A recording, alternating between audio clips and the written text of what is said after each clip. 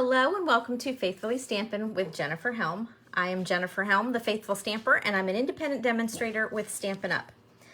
I have for you today a fun technique that uses designer series paper. It's not technically a fun fold technique because it's not folding a different kind of card base, but it's fun folding paper. So I hope you will enjoy learning the Chevron technique.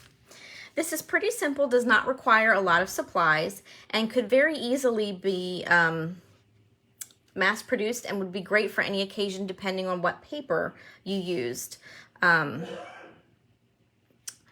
to create your card.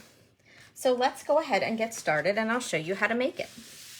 So we are going to start with a card base. This is Peach Pie. This is one of our new in colors. I say new, but it's probably been around since May or June, I think, but they're still new, and they'll be here for 2 years.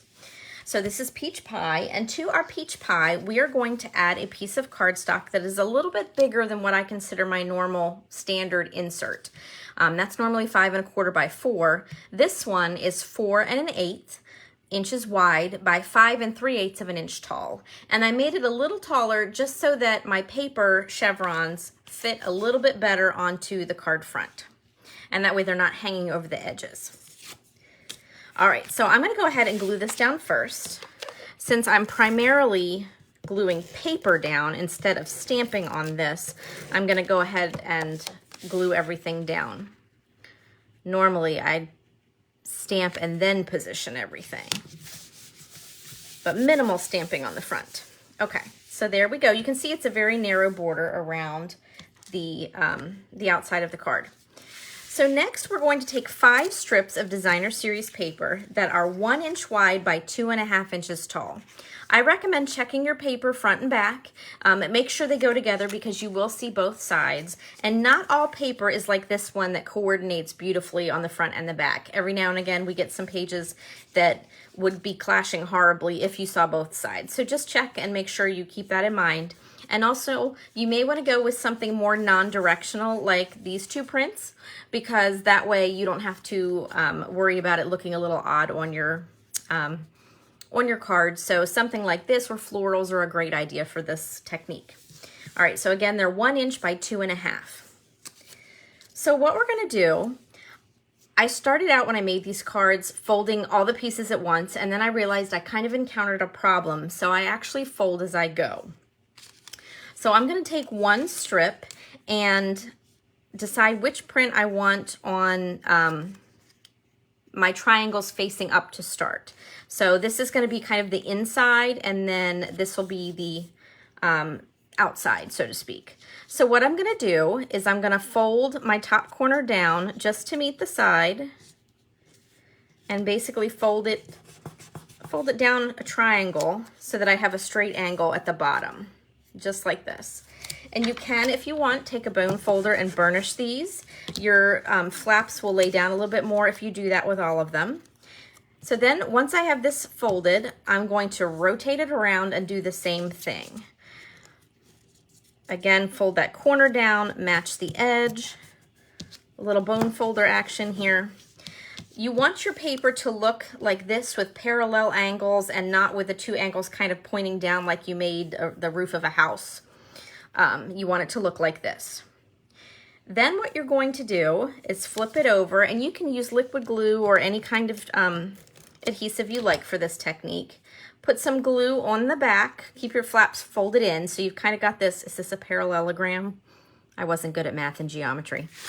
You glue on the back there, and then I'm going to turn it back over. I'm going to leave myself just a little bit of space here at the top in the corner, and pretty much line this up with the top. And then give it a press. So there's the start to our chevron card. Now I'm gonna alternate, but you could always fold your paper in the same way and just have sort of diamonds that you're creating, but I'm going to flip-flop my pieces to create that pattern. But if I were to fold exactly the same way that I did before, my pattern would kind of get a little out of control here by the time I got to the bottom of the card. It would run off the page and look a little odd. So for your second paper, you want to fold the opposite direction to create that effect. So basically, instead of folding down to the left, we're going to fold down to the right, which is a little counterintuitive for me. So I usually flip my paper around a little bit. But this way, and I'll show you by putting this is just my first fold, I can eyeball it and see, okay, yep, that's the way I want my paper to go and not coming over this way. And then, again, I'm gonna fold it so I have that parallel angle. And I always have to double check myself.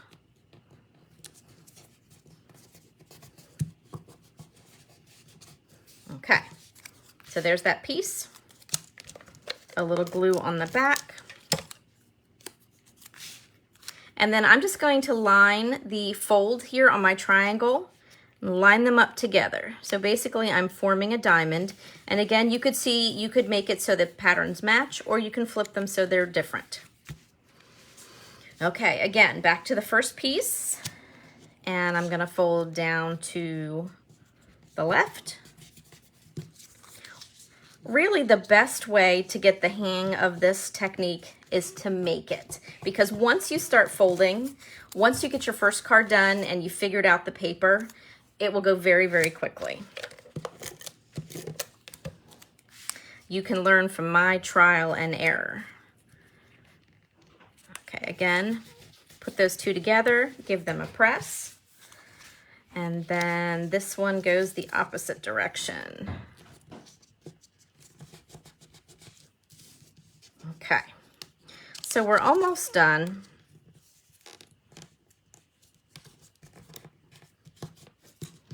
This is one of those, I feel like the directions and trying to explain it is more complicated than actually making the card. All right. Once again, lining them up, pressing them together, and then one final strip of paper to fold.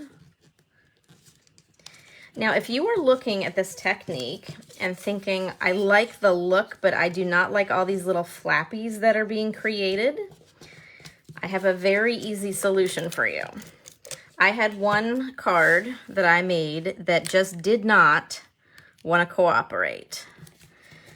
And as I put this last one down, I wanted you to see, I lined up almost at the top there. There's just a hair difference, and it came out perfectly at the bottom. So that's why you need that extra space. Otherwise, the top and bottom would be hanging over a regular insert. So that's why we did the 4 1/8 by 5 3/8 there.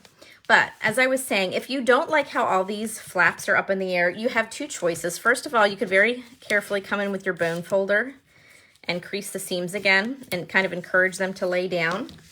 But my easiest suggestion is just take some glue dots, pop a glue dot on all the flaps, and then press them down, and then they'll lay flatter. Most of the time I like how the flaps look up in the air here, but I had one that was just really, really stubborn. Everything wanted to stand up and I didn't like it, so I glued them all down. Totally up to you, creator's choice. Okay, now I love how this looks. My mom is a quilter and I love that. I'd love to learn to quilt, but I'm more of a paper quilter. So I don't like all this white space over here. So what I decided to do was add some of my favorite splatters to the card. I love splatter and sploosh stamps, like this one. This is from, I forgot to show you the stamp sets. So the Layering Leaves has this beautiful splatter, sploosh, whatever you want to call it. So I love that. I'm using the Thinking of You. I'm also using the hexagon shape and the coordinating punch. And then my interior sentiment is going to be from this Comforting Thoughts set, which is an online exclusive. And I'm using the Hope This Is a Feeling Better Kind of Day. I seem to need a lot of Get Well cards lately.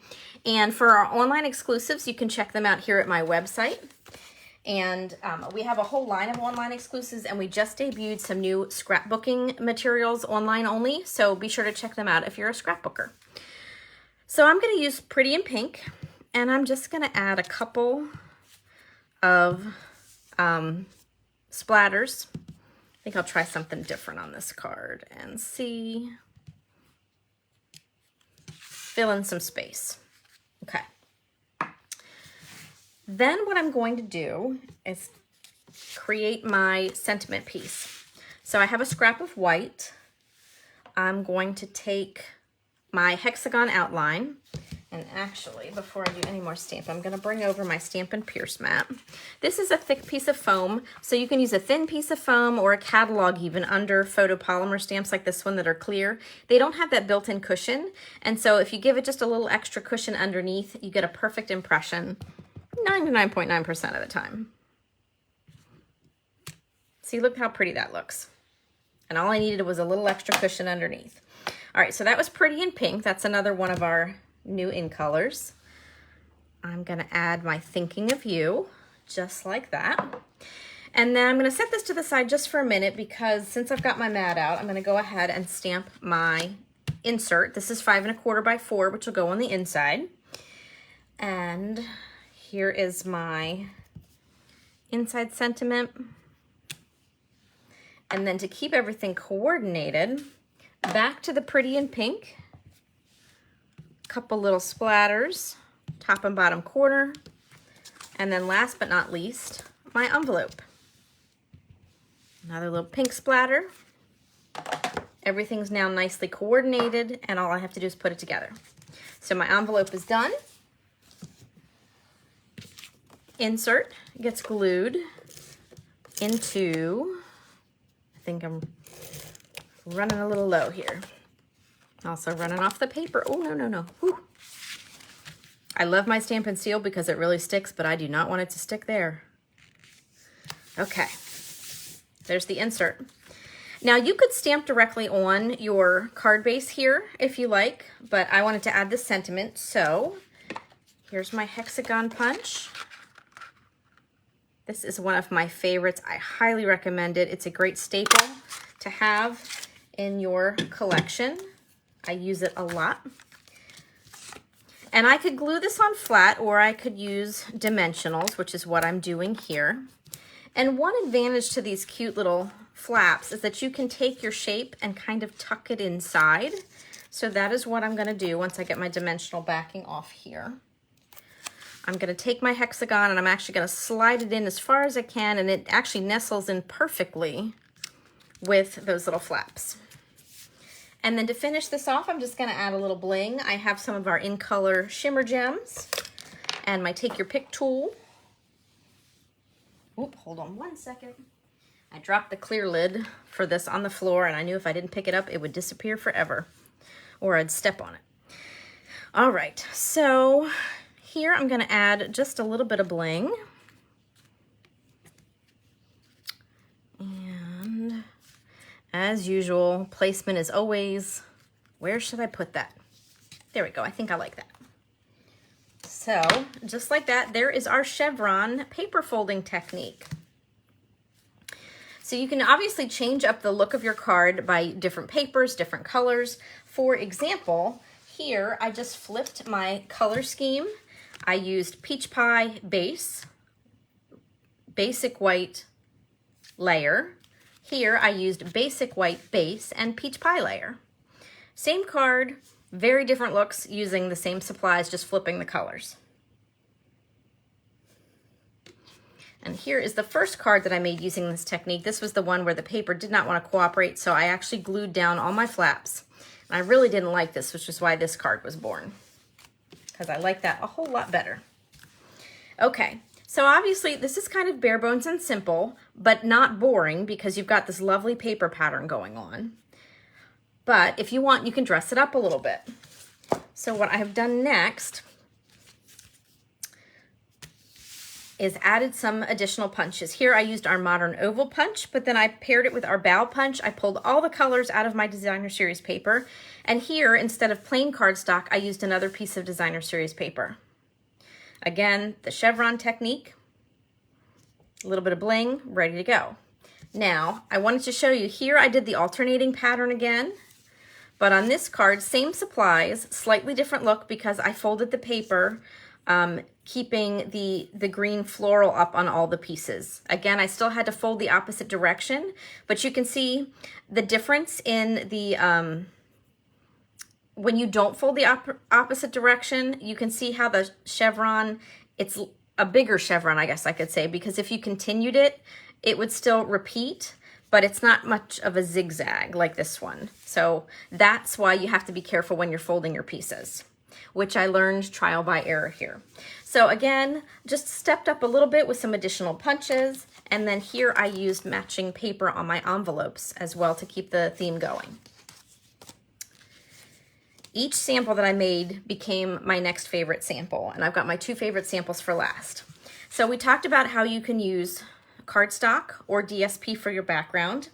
You can use embossed cardstock, which I did on these last 2 cards. So here is embossed cardstock for my backing.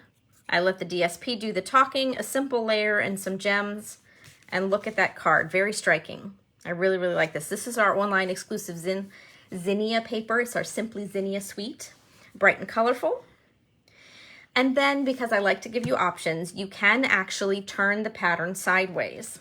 Same technique, and what I found easiest was I glued it like this, knowing I was going to put the card together like this. And what I did here was I stamped before I ran it through the embossing, so my words are embedded in the embossing here. And then look, this one's very reminiscent of quilts, I think. Love the colors, love the pattern. Again, here, a little bit bigger of a chevron, here more of a zigzag, but perfectly lovely no matter how you do it. So I really hope you enjoyed learning how to make the chevron fold technique. If you haven't already subscribed to the channel, I would love for you to be here as a subscriber. You can always click that notification bell and receive a notification each time a video goes live here on the page.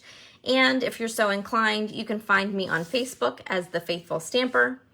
I share a lot more about Stampin' Up's incentive sales and other workshops and things that I might have going on in my business. All right, everyone, thank you so much for tuning in. Take care and happy crafting.